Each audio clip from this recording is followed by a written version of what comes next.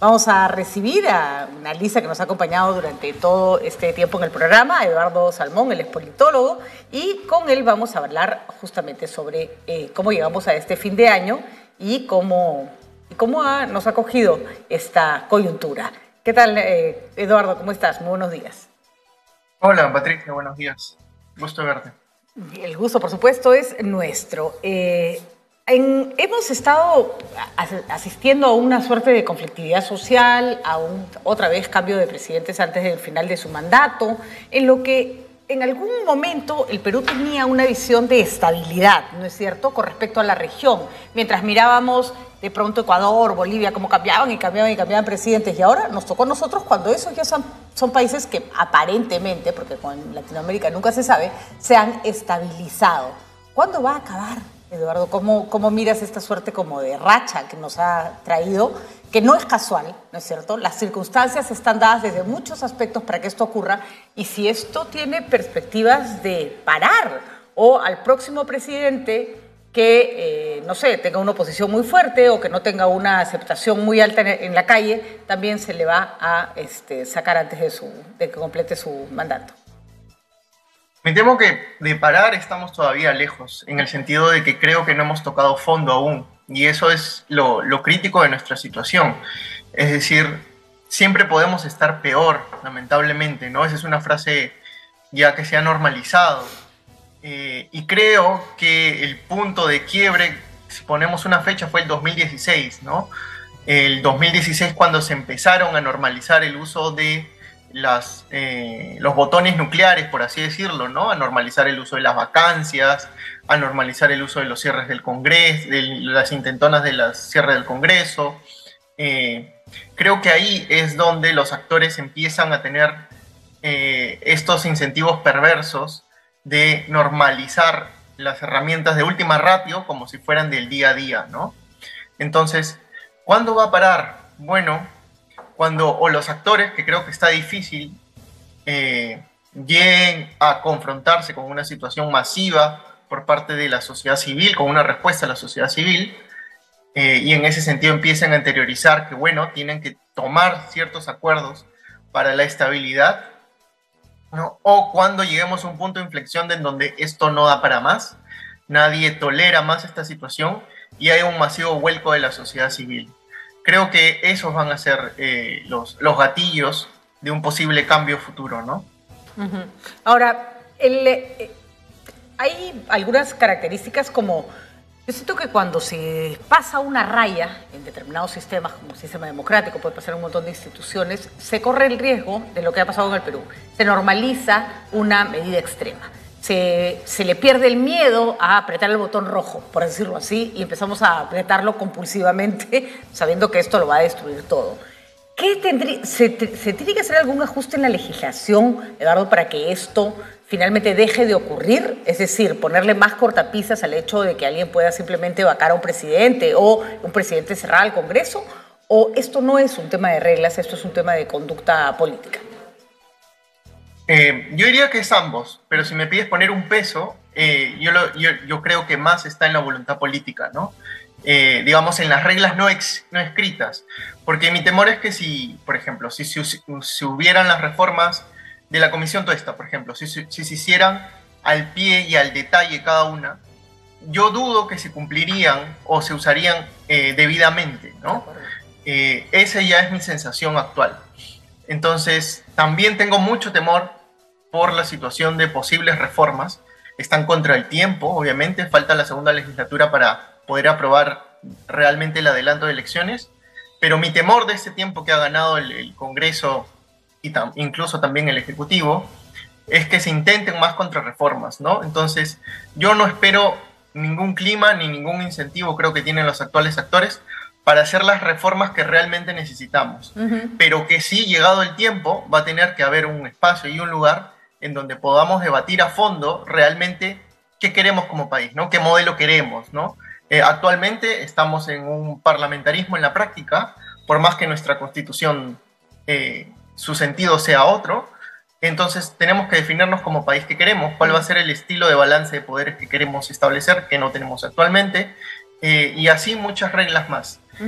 Las vamos a tener que implementar y debatir, pero el peso no está en eso, el peso está en los actores, totalmente, y en los incentivos que tienen para poder cumplir o no estas reglas. Siempre hemos visto que las reglas, por más duras que sean, se pueden burlar, ¿no es cierto? Interpretar de manera caprichosa, ajustarla a los requerimientos. Dina Boluarte ha planteado adelanto de elecciones, el Congreso ha dicho que se va hasta el 2024, hasta abril de 2024.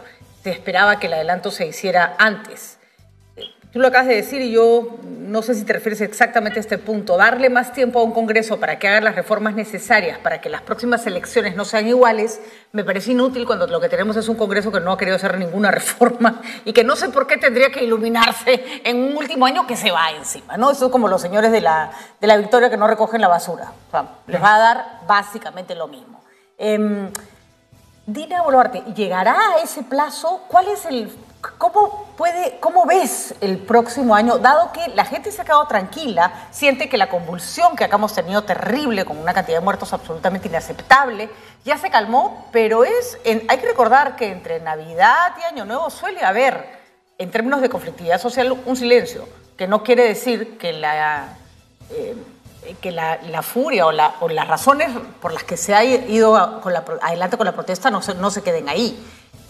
¿Cómo ves los siguientes meses? Si es que es difícil plantearse un año de vista para adelante de Dina Boluarte. Lo veo aún más conflictivo y ese es mi temor. Digamos, como bien decía, siempre hay una tregua. De hecho, la tregua es adrede porque mucha gente se prepara para campañas navideñas, campañas de fin de año, y lo que no quiere la mayoría de manifestantes, que también son parte de la población civil, es afectar justamente los negocios, los planes. No hay mucha gente que viaja exclusivamente para ver a su familia un corto tiempo, aunque sea.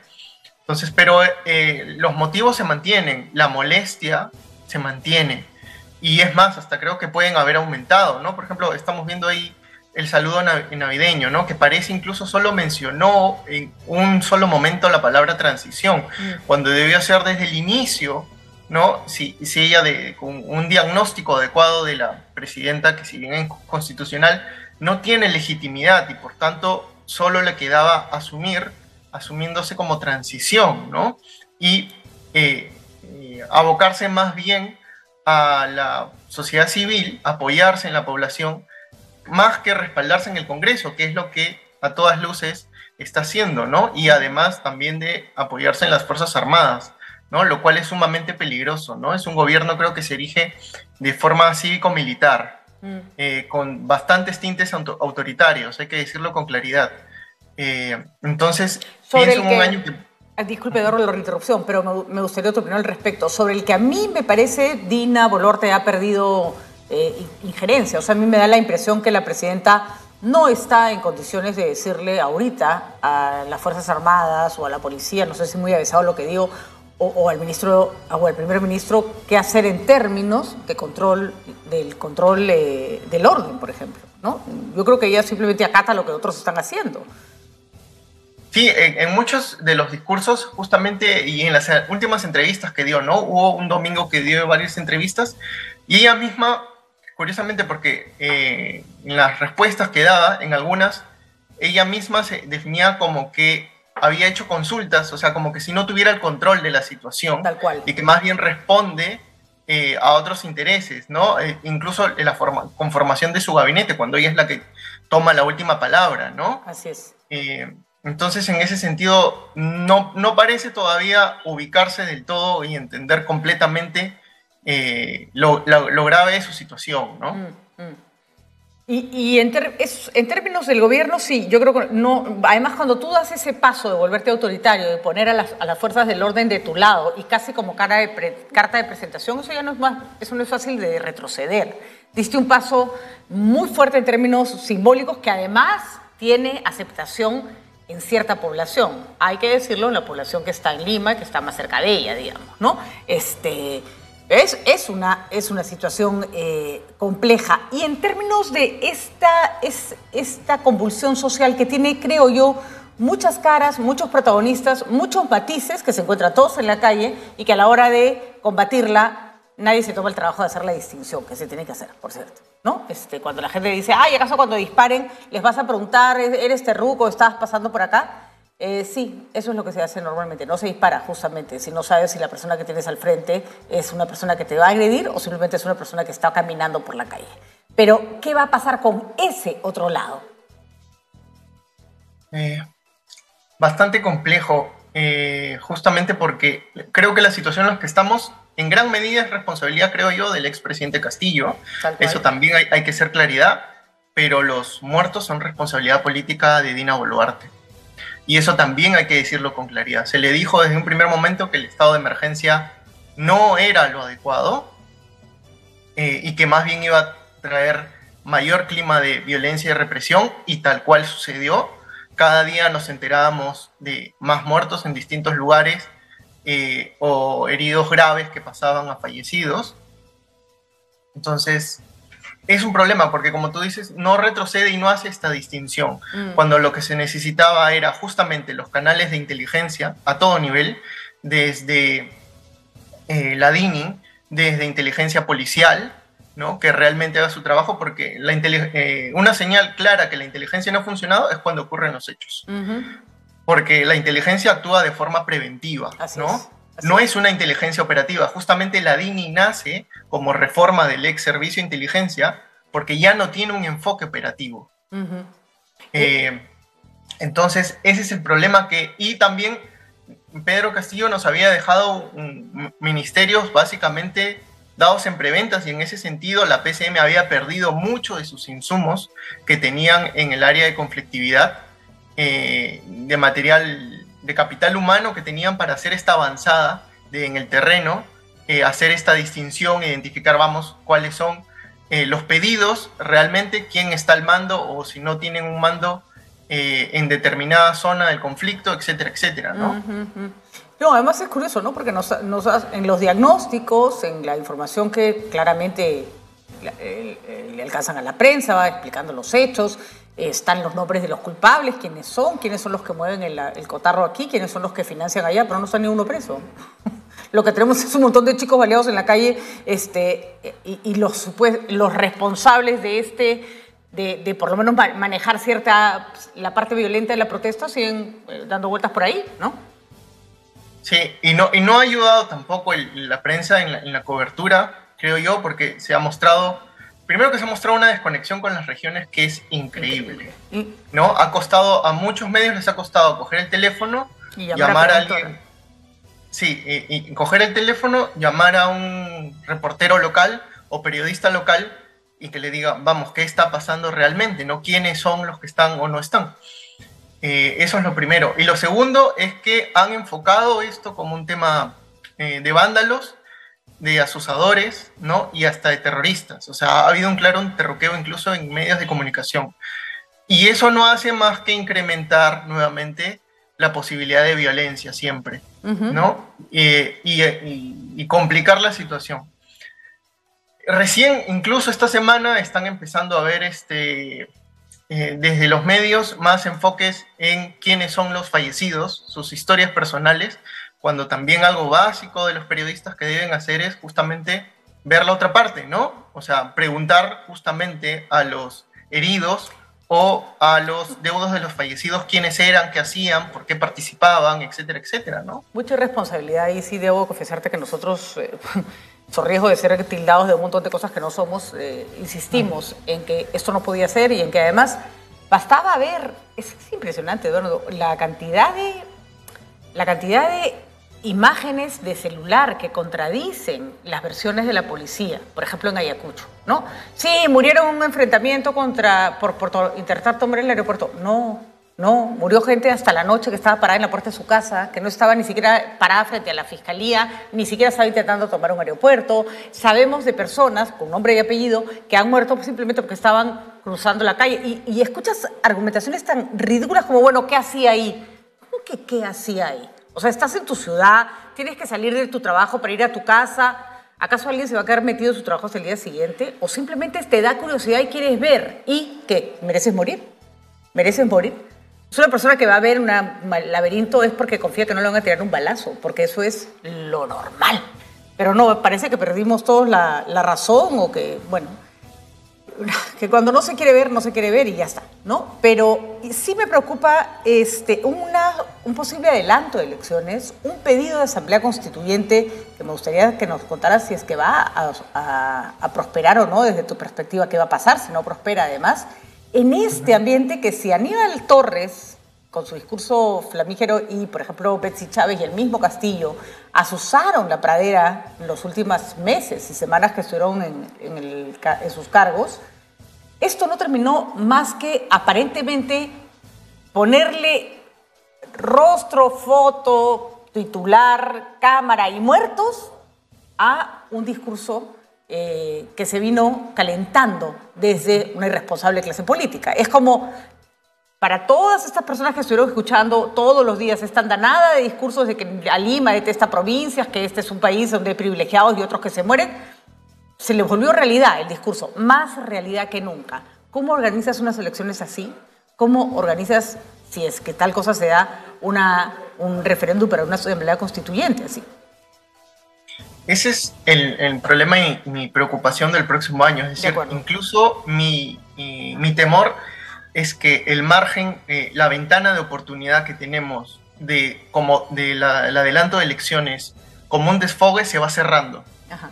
Y en ese sentido, la asamblea constituyente, la posibilidad de un referéndum sobre una asamblea constituyente, me parece ya una salida válida, pero que es nuevamente también una salida de última ratio.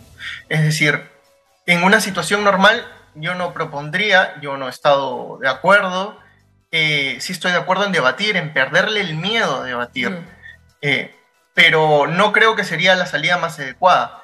Pero en tanto que no tenemos un desfogue, es decir, los actores se niegan a realmente hacer las reformas que necesitamos, más bien tememos de las reformas que sí hagan, ¿no? De la desinstitucionalización que sí sigan haciendo, ¿no? Como el desarmar a la SUNEDU, por ejemplo, y de todos los flancos, ¿ah? Porque yo lo he dicho porque otra de las cosas que siempre me asombró es que todo se enfocaba en esta disputa ejecutivo-legislativo. Yo creo que el problema es que todas nuestras instituciones, salvo temporalmente la Defensoría del Pueblo, todas las demás creo que socavan y están actuando contra los ciudadanos. Y hay que decirlo claro, me parece irresponsable el TC, me parece irresponsable el Poder Judicial, me parecen irresponsables los medios de comunicación. Entonces, los ciudadanos están como que aislados, ¿no? Y en ese sentido, me parece que se erige en referéndum a la Asamblea Constituyente como ya una posibilidad de salida también de desfogue, porque necesitamos reorganizarlo todo en buena medida, ¿no? Si tú ahorcas, la gente responde, y su manera de responder es en las urnas. Antauro Humala empieza a tener cada vez más opciones, o algo como él, ¿no? No quiero referirme a él solo porque pueden surgir otros candidatos con estilos parecidos. Pueden empezar a constituirse en opciones para una población que, como bien has descrito, de oro está acorralada. Sí, y es más, yo creo que Antauro ya se queda chico en estos momentos, me temo yo. Justamente no solo por lo que dijo, intentar correrse, sino porque otra de las cosas que hemos venido haciendo es que para mucha de la población que está acorralada, es que las elecciones ya perdieron total sentido. Exactamente. Han venido votando y se han quebrado el sentido de sus votos, sea porque los gobiernos no cumplieron lo que justamente se habían prometido o quebraron su sentido para el cual habían sido elegidos, o sea porque por razones distintas a su voto se terminó dejando de lado el sentido de haber votado. Pienso yo en expresidentes que llegando al poder más bien se respaldaron en poderes fácticos, ¿no? O en el empresariado, etcétera, etcétera. Entonces, en ese sentido, para muchos la elección ya no tiene ningún sentido, ¿no? Y ese es mi más grave temor. O sea, por ejemplo, lo que acaba de ocurrir molesta porque hay una población que realmente tenía en Pedro Castillo, no era mi caso, pero tenía un sentido de identidad muy fuerte, que se le negó el resultado desde el primer día, ¿no? Se le persiguió el voto, que es básicamente negar la identidad de ciudadanos que existía, ¿no? Y luego, para muchos ha sido visto como el colmo de los colmos, porque incluso se les ha quitado, para muchos se ha desterrado a Pedro Castillo de una forma avasalladora, lo cual no es cierto, no ha sido así. Digamos, el presidente se vacó solo, pero sin embargo para muchos implica eso. Entonces las elecciones para muchos ya perdieron sentido. Así es. Es por eso que ya me temo decir que la Asamblea Constituyente ya empieza a ser un camino, porque no hay ni de los actores incentivos, ninguna nueva elección resuelve algo, creo yo, lamentablemente. Podríamos tener actores peores, ¿no? Incluso el adelanto ha sido una necesidad forzada, ¿no? Que había que hacerlo para ganar tiempo, pero ya esa ventana de oportunidad se va cerrando y cerrando. De acuerdo. Preocupante. Yo también pienso que estamos en un punto muy complicado en el que incluso salidas como la constituyente, yo no sé si simbólicamente pueden tener un sentido, pero si se instaura una constituyente, que seguro tampoco la gente siente que esas cosas van a cambiarle la vida rápido, no le van a cambiar la vida rápido, se está cocinando una cólera, se está cocinando un descontento que puede terminar en algo muy serio. Y no es que Castillo y su discurso no hayan contribuido, pero no son los que más han contribuido. Desde que se les negó el derecho a haber elegido el presidente que eligieron los peruanos que votaron por Castillo, y después el ninguneo, el maltrato que se ha terminado sellando a balazos, no podemos esperar que sea una población que vaya a votar con calma ni que esté con ganas de escuchar razones, no por el momento en todo caso. Muchísimas gracias, Eduardo. Triste, no es precisamente el panorama que quisiéramos contar, pero ojalá nuestros políticos lo vieran. Discúlpame, sí, para no irnos tan de manera negativa, ¿no? A pesar de que no hay insumos, no hay actores, digamos, con bastante solidez, sin embargo, siempre nos demuestra nuestro país que todavía hay algo ahí que nos sostiene. Pensemos en, por ejemplo, los presidentes regionales y sus comunicados, incluso les marcaron la pauta a la presidenta lo que podría hacer. Así es. Y nos mostraron mayor madurez política y que todavía hay insumos políticos como para reconstruir el país. Totalmente. ¿No? Y en esa línea, creo yo que también hay que perderle temor a debatir una constituyente, porque se dice, bueno, no hay actores sólidos, no hay actores fuertes. Empecemos por compensar entre nosotros y buscarlos, porque creo que nos han demostrado, mira, tanto Lima ha despreciado a otras regiones y sin embargo son estas otras regiones que demostraron más madurez política en la situación más crítica. Y entonces en ese sentido empecemos a buscar insumo que todavía sí hay entre peruanos. Pienso igual. Y con todo las torpezas que han cometido después los poderes que no hicieron lo que tenían que hacer, la respuesta frente al intento o el golpe de Castillo, porque Castillo dio un golpe que le salió mal, no es que intentó dar un golpe, frente al golpe de Castillo la institucionalidad respondió de manera adecuada, ¿no es cierto? Los otros poderes del Estado dijeron así no, y no tuvimos pues lo que ocurrió en los 90, que finalmente todo el mundo se plegó con entusiasmo, empezando por las Fuerzas Armadas y las Fuerzas del Orden. También hay cierta institucionalidad en la que podemos confiar, pero se necesita más.